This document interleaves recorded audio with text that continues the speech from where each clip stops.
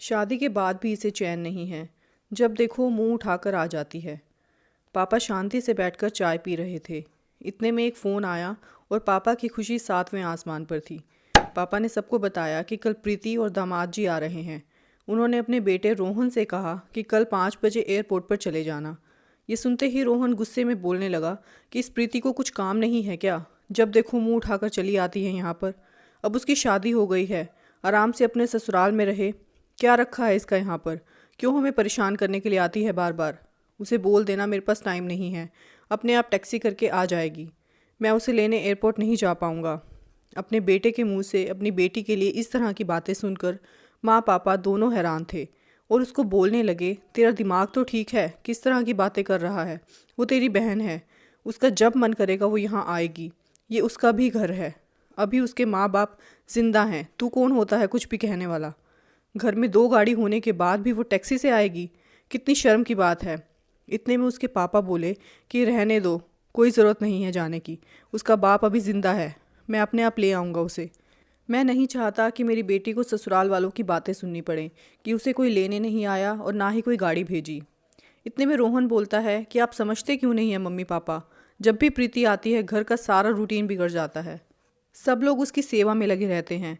वो खुद महारानी की तरह बैठे बैठे ऑर्डर देती रहती है और मेरी पत्नी भी सारा दिन उसकी फरमाइश पूरी करते करते थक जाती है। मुझे तो समझ नहीं आता कि वो बार बार करने क्या आती है इस घर में। उसकी शादी हो गई है, उसे जो देना था शादी में दे दिया।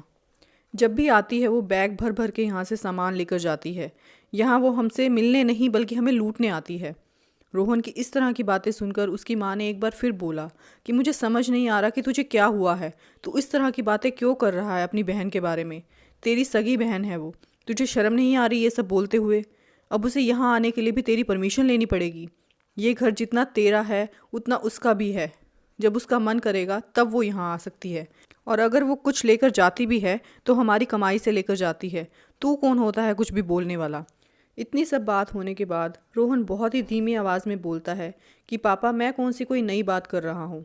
मैं तो वही बोल रहा हूँ जो पूरी ज़िंदगी से सुनता आया हूँ बुआ के लिए। जब भी बुआ आती थी तो आप लोग भी यही बोलते थे बुआ के लिए। आज मैंने आपकी बेटी के लिए थोड़ा सा कुछ बोल दिया तो आपको इतना बुरा लग गया। तो सोचो, आप सारी ज़िंदगी बुआ के बारे में ये सब बोलते रहे तो दादी को कितना बुरा लगा होगा। बुआ हम सबसे कितना प्यार करती है। उन्होंने हम सबसे कभी कुछ नहीं मांगा, सिर्फ थोड़ा सा प्यार चाहती थी हमसे, लेकिन आपने कभी उनकी परवाह नहीं की। आप बुआ से इस तरह का व्यवहार करते थे, इसलिए दादी भी घर छोड़कर अकेले गांव में रहने चली गई और बुआ ने भी यहाँ पर आना छोड़ दिया। जब भी बुआ यहाँ पर आती थी हम सब के लिए कुछ ना कुछ लेकर आती थी, कभी कुछ लेकर नहीं गई।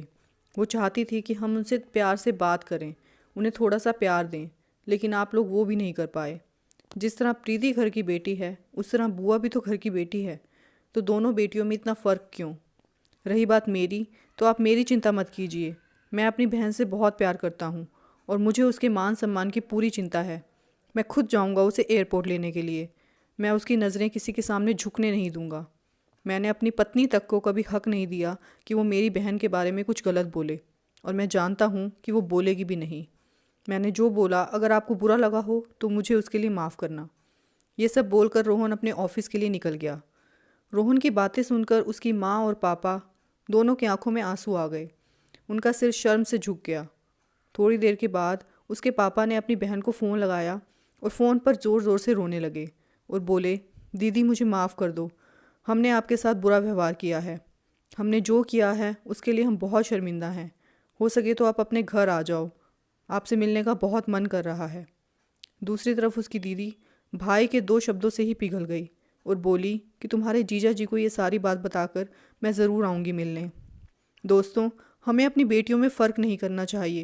बेटियां घर में होती हैं तो घर की शोभा बढ़ाती हैं और घर में खुशियां बनी रहती है। दोस्तों, इसी तरह की कहानियां आगे भी सुनने के लिए चैनल को सब्सक्राइब ज़रूर कर लेना और वीडियो को लाइक और शेयर भी कर देना। Thank you for watching this video.